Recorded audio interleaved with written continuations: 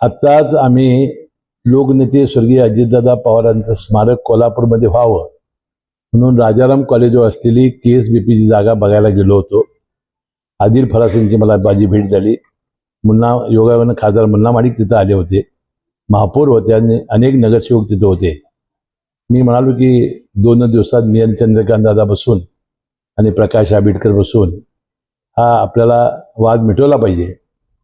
विकास कामापेक्षा आणि महानगरपालिकेच्या कामापेक्षा कुस्ती दाखवतो, त्याला पकडतो, धरतो, ह्या चर्चा अतिशय योग्य नाही. तर राष्ट्रवादीचा एक आमचा कार्यकर्ता त्यामध्ये आहे, त्याची खरोखर मी मनापासून आपली सर्वांची माफी मागतो.